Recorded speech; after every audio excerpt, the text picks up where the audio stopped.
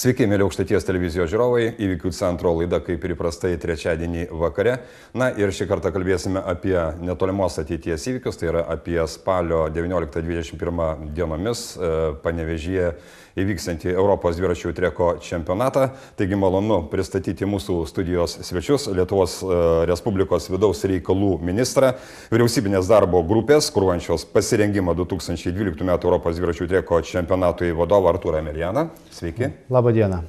Ir Lietuvos dviračių sporto federacijos prezidentą Romualdą Bakutį. Sveiki. Sveiki. Taigi gal pradėkim nuo to, jog kovo mėnesį Ispanijoje susitikot su, taip sakykim, aukštais dviračių sporto pareigūnais ir ten vienas iš pagrindinių klausimų buvo jau Lietuvos pasirinkimas Europos dviračių treko čempionatui. Tai gal nuo to pradėkim, ar ten, sakykime, kažkokių tai nurodymų rimtų buvo, ar ten kažkoks signalas buvo, gal jie buvo neramu, kaip jūs rengėtės. Kodėl taip anksti, netgi, sakykime, kovo pradžioje reikėjo jau tokios kaip ir rimtos ataskaitos? Tai aš turbūt noriu pasakyti, kad Segovijoje, miestelėje, kurime vyko Europos ataskaitinis dviračių federacijų asociacijos suvažiavimas, vienas iš klausimų buvo Lietuvos pasirengimas elito čempionatui Europos. Iš tikrųjų, mes čempionatą pristatėm su gerbiamu Panevėžio meru, su Panevėžio verslininkais, su Panevėžio suvenyrais dar pereitais metais Apeldorne. Apeldorne buvo tikrai graži šventė ir visas Europos dviračių pasaulis sužinojo apie tai, kad yra Panevėžys, kad yra trekas, kad bus čempionatas.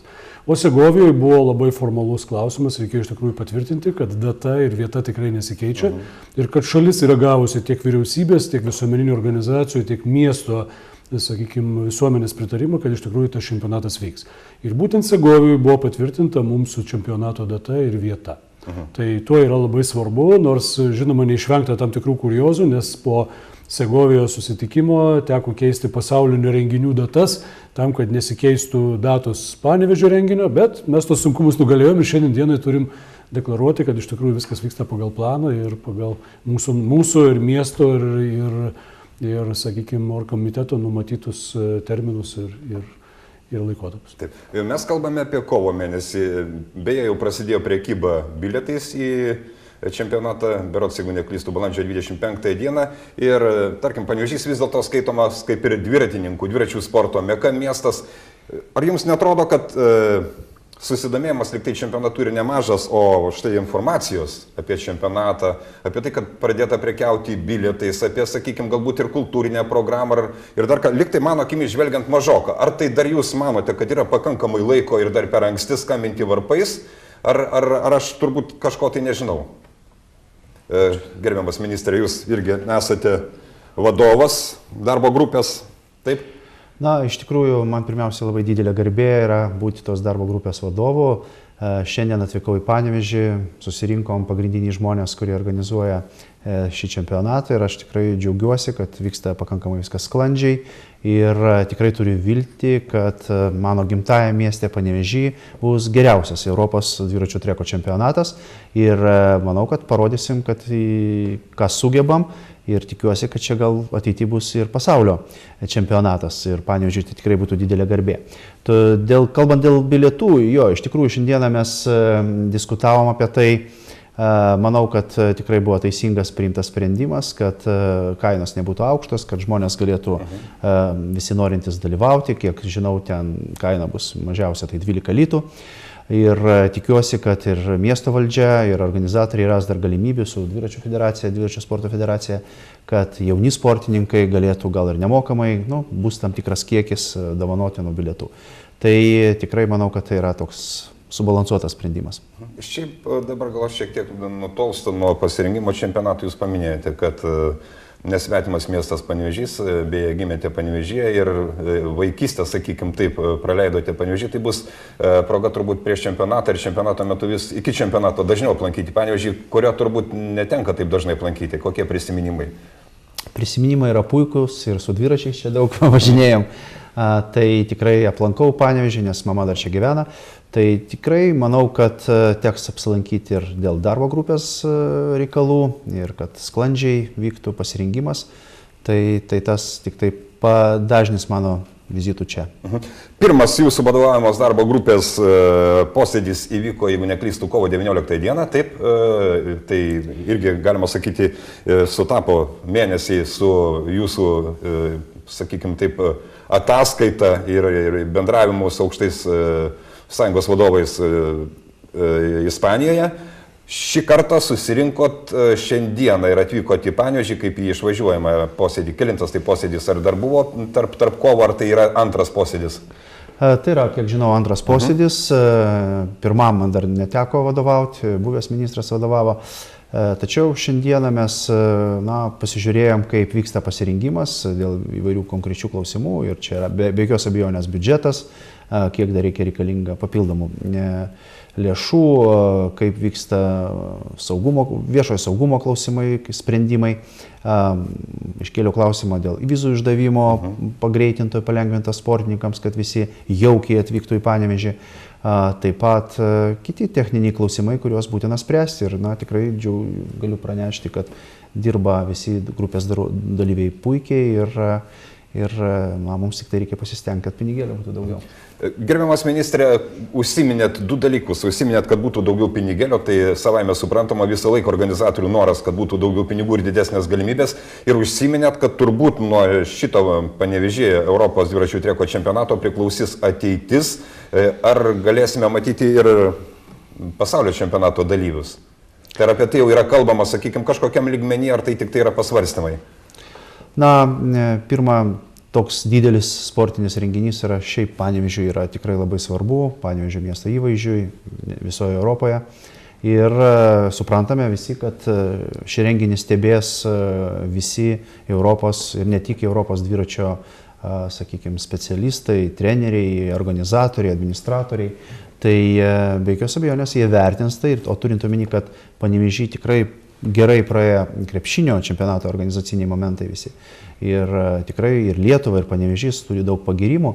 Tai aš manau, kad tikrai yra visai realus šansas, kad praėję šį patikrinimo, pavadinkim, iš tarptautinių specialistų etapą mes galim pretenduoti tikrai istorinį, sakyčiau, jau Panevėžio renginį, o tai neišvengiamai bus irgi gerai ir Panevėžio miesto įvaizdžiui, ir Panevėžio ekonomikai, nes tai tikrai atkreipia dėmesį ir investitorių ir taip toliau. Tai yra viskas tarpusavyje susieta, nes jau minėjau trumpai, kad dabar Europoje labai nagrinėjamas sąryšis sporto ir ekonomikos. Tai yra, kaip sportas pagyvina ekonomiką, kiek duoda naudos bendrajam nacionaliniam produktui ir taip toliau, kas galų gale žmonių pajamom atsiliepia. Tai ta plačiaja prasme žiūrite. Taip, ir ne tik paprastai dėl turistų atvykimo arba ten kiek išgeriama vandens ar taip toliau, bet ir dėl įvairių netiesioginių dalykų, kaip mažėja nusikalstamumas, vaikų užimtumas per sportą ir kitus dalykus. Tai yra tokių netiesioginių daug dalykų. Ir daug valstybių jau pradėjo tą tokį skaičiavimą ir aš manau, kad Panevėžys irgi galėtų, mero ir pasiūliau, kad būtų vienas iš tų miestų, kuris pradėtų tą skaičiuoti ir paskui parodyti ir kitiems pareigūnams ar politikams, kad tai yra labai verta daryti. Gerbiamas Romaldai, 250 metrų ilgio Panevėžio trekas, kiek aš suprantu, tai yra vienas iš 5 pasaulyje, kotiruojamas į 5 patenka. Tai pagal, sakykime, rengimą, pagal modernumą. Tai iš tikrųjų, ką kalbėjo ministras, turbūt apie pasaulio čempionatą, tikimybė kalbėti apie tai yra gana reali, nes vis dėlto į geriausių 5 trekų sąrašą patenkantis trekas turėtų sudominti turbūt ir organizatorius pasaulio čempionato. Taip, aš turiu pirmiausia tai padėkoti likimui, kad gerbiamas ministras labai operatyviai ėmėsi vadovauti darbo grupėje, nes žinot, kad laikas labai spaudžia ir pasikeitimai ministerijoje, kurie įvyko, be abejo, buvo labai aukšto organizacinio lygio ir aš manau, kad organizacinis komitetas ir vyriausybinė grupė visiškai nesugaišo laiko dėl to, kad tie pakeitimai įvyko. Jo labiau, kad jiems ministras labai profesionaliai įsiliejo vadovauti ir kaip matot, pirmas posėdis, kuris buvo organizuotas, tai būtent yra Panevėžy. Tiesiogiai, man labai patiko ministro pasakymas, kad aš negaliu kalbėti apie treką, jame pats nepavaikščiojęs, tai tikrai tai yra puikaus menedžerio, reiškia, sakykime, požiūris į problemą. O antra, aš noriu pasakyti, kad iš tikrųjų ir mes ir ministrui norėjom parodyti, kad iš tikrųjų trekas yra be galo puikus. Aš asmeniškai žinojau, kad ministrui yra tekę dalyvauti su vyriausybinė grupė Minsko treko statybos metu ir turbūt ministrui buvo tikrai įdomu sužinoti, ar mūsų trekas yra neblogesnis, bet šiandien jis pamatė, kad jis ko gero yra dargi geresnis. Tai buvo su kuo lyginti iš tiesų, taip. Taip, iš tikrųjų. Ir aš be galo džiaugiuosi kaip federacijos vadovas, kad darbo grupės vadovas iš tikrųjų tiki tuo, ką daro, nes mes nekartą esam Panevėžį kalbėję ir ačiū gerbiamim meram Panevėžio ir dabartiniui merui, kuris visada, kaip sakant, priima svečius. Mes čia lankomės ir su Europos dviračių federacijos vadovais, ir su pasaulinio lygio vadovais ir visi jie vienu balsu pažymi, kad šitas statinys, kurį turi Panevėžys, šitas sporto renginys, šitas trekas yra tikrai paties aukščiausio lygio renginys pasaulyje. Ir aš noriu pasakyti, kad po jau Segovijoje mes turėjom pasiūlymą rengti Europos čempionatų taurę. Mes kol kas atsisakėm dėl vienos paprastos priežasties, tiesiog lygiai taip pat kaip kiekvienas turbūt sveikas vadovas sakytų, leiskit mums pabandyti padaryti vieną darbą gerai, jeigu pirmas blynas neprisvils arba prisvils tiek, kad mes jį galėtume vis tik tai sėkmingai dukrapštyti, tai tada mes imsimės ir toliau tų darbų. Aš manau, kad iš tikrųjų pirma ne tik tai, kad mes turim unikalų ir kad Panevėžys ir Lietuva turi unikalų ir tikrai 5-tuką pasaulio trekų patenkantį įrenginį. Antra tai, kad Panevėžys turi fantastinių sportininkų, trenerių ir fantastinės dviračių sporto tradicijas. Tai yra visos visuomenės nuopelnas. Tai nėra tik tai Europos pinigų pasekmė atsiradęs statinys. Tam, kad atsirastų tokie sportininkai kaip Simona Krupeckaitė, kaip Vilija Sereikaitė, kaip paminėsiu ir plentininkus, ir Konovalovo, ir trenerius, ir Germs Leopoldas, ir visa sporto visuomenė, kuri, sakykim, dirba ir padeda dviračiams. Čia yra visos bendruomenės nuopelnas. Ir aš manau, kad jūs užsiminėte apie tą reklamą šiek tiek. Aš žinau, kad ministras čia gal nelabai galėjo atsakyti, bet noriu pasakyti, kad iš tikrųjų, jūs man pasakykit, per paskutinę savaitę, kai Lietuvos sportininkas Navardauskas 2 etapus buvo Giro d'Italia nugalėtojų, tai yra unikalūs dalykai. Aš nežinau, kaip dar kitaip galima garsinti dviračių sportą. Aišku, galima šaukti kiekvieną kartą, kad sakyti, va, čia Giro d'Italia ir Panevėžio čempionatas, bet aš manau, kad panevėžiečiai visi tą supranta. Panevėžiečiai visi supranta, kad bet koks pasiekimas, kalbėjimas, ir čia yra ta ministro nuomonė, kad vieną kartą reikia pradėti vertinti, kad kiek tas sportas duoda tautos garsinimui, vardo garsinimui, ne tik tai išgerto vandens kiekis pažymi kokie ekonominiai. Nesirąja prasme, ne tik tai, kad medalis iškovotas ar panašiai, ar straipsnį parašė kažkas. Aš manau, kad Lietuvos dviračių federacija pasielgė labai šeimininkiškai, kam pritarė ir Vidaus reikalų ministerija, ir sporto departamentas. Mes neatėjom aklai, mes atėjom ir pasakėm, taip, mes galim daryti čempionatą tik po to, kai iš tikrųjų yra infrastruktūra sukurta, kada valstybė ir Panevėžio miestas investavo krepšinio čempionato pravedimui, kada yra atnaujinta viešbučių bazė, kada yra atnaujinta kelių infrastruktūra, kada yra pasiruošę ir sakykime, ir apsaugos, reiškia, pajėgos, ir viešo saugumo pajėgos, ir medicinės pajėgos savo darbą daryti. Tada dviračių federacija ir pasakė, taip, mes manom, kad yra investuota pinigų, reikia išnaudoti tą situaciją. Reikia Panevėžį dabar daryti tokį renginį. Ministrui galbūt sudėtinga kalbėti apie tas smulkmenas, kaip sakėte, kadangi pirmasis posėdis ir dar reikia įvažiuoti į tas vėžes, į specifiką. Jūs esate dviračių sporto federacijos prezidentas, jums apie tai kalbėti turbūt ir jūs visas smulkmenas žinote, tai gerai. Atvažiavot į CID areną šiandieną pasižiūrėti, ko tikėjotės pamatyti, ką pamatėte ir maždaug ar pamatėte tai, ko tikėjotės. Tai dar per anksti kalbėti apie tą tokį, sakykime, konkretų pasirinkimą. Man čia tikrai būtų labai įdomu išgirsti ministro nuomonę, nes aš turiu galbūt taip viešai pasidžiaugti, kad turėjau galimybę dalyvauti CID arenos atidarime, nes kai tik tai buvau išrinktas dviračių federacijos prezidentu ir kaip tik tai vyko statyba, aš dalyvau statybos metu, mačiau visus etapus ir kartu dalyvau atidarime, taip kad mane nustebinti čia labai sunku. Bet man iš tikrųjų, aš kaip minėjau, Germs ministras yra matęs aukščiausio lygio arenas tame tarpe ir pas kaimynus arenų yra buvęs. Taip pat man būtų įdomu turbūt paklausti ministro, kaip jam pasirodė šiandien mūsų arena ir mūsų galimybės. Taigi, gerbiamas ministrė, jau koja buvo tu iškėlęs. Taip, iš tikrųjų apėjom ne tik tą gražią areną, viduje aš turiu minį, kur trekas yra, apžiūrėjom. Ir tikrai galiu pasidžiaugti, kad Panevėžys turi labai puikų statinį, labai puikų treką, kaip ir jau minėjo asociacijos prezidentas, kad tai yra viena iš geriausių pasaulyje. trekų ir tai tikrai man džiugina tokie dalykai, o šiaip teko būti įvairiuose sporto arenose, neseniai teko būti ir Helsinkyje pasaulio ledo ritulio čempionate. Ir žinot, nieko čia jie neįsiskiria, aš manau, kad pagal daugelį parametrų pas mus ir geriau, nes kaip supratau, pavyzdžiui, apžiūrėjom ne tik tą centrinę vietą, bet ir šalia esančias patalpas, kad ko gero tai bus irgi vienas iš pirmų čempionatų, kur, pavyzdžiui, dviratininkai galės techninius savo patalpas turėti viduj, ne laukia kažkur, kaip daroma vagonėlė ir taip toliau kitose čempionatuose, o tiesiog viduj turės tikrai geresnės galimybės ir daug tokių momentų, kurie yra labai svarbus, todėl dėl arenos tai tikrai džiaugiuosi, kad Panevėžys turi tokią areną, džiaugiuosi, kad čia vyks čempionatas ir tikiuosi, kad jis bus postūmis ir kitoms sportinėms varžyboms ir naujiems olimpiniams čempionams iš Panevėžio.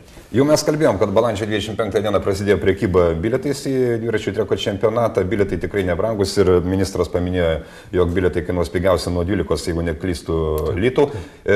Kas vėlgi gerai, turbūt tas čempionatas, jo trukmė nėra ilga, tai yra 19, 20, 21, 3 dienos, galima nusipirkti ir abonementinį bilietą į visas dienas čempionato, tai irgi turbūt nėra brangu. Mes prisimenam karčią patirtį krepšinio čempionato, apie kurį užsiminėte ir jūs, ministrė, ir tikrai bilietai buvo brangus, matėm pirmas rungtynės Panevėžyje, kai buvo tikrai nemažai tuščių vietų ir žmonės nesuprato, liktai bilietų nėra, bilietai brangus, visi išpirkti ir tuščios vietos Panevėžio Atsidorenai, tai aš manau, kad taip neatsitiks. Ir ministrė užsiminėte apie tai, kad galbūt ieškosite ir galimybės, kadangi Panevėžys tai yra dviračių meka, kad būtent tiem jauniesiams dviratininkams atsirastų galimybė ar pamatytų žvaigždės iš arti, pamatytų, kaip jie važiuoja, ar galbūt būtų postūmis, kaip sakėt, vėlgi ta ekonominiai tie skaičiavimai, sakykime, tie platus, galbūt ateis tie vaikai iš gatvės, pamatys dviratininkus ir norės patys sėsti ant dviračio. Taip, aš tikiu, kad ir organizatoriai konkretus, ir arena, ir miesto meras ras sprendimų tinkamų, kad jaunimas galėtų dalyvauti, o visus panevėžiečius tikrai labai kviečiu į šį puikų renginį. Tikrai tai yra istorinis renginys, tikrai tai labai įdomus sportas, pamatyti ir pasidžiaugti tokią galimybę.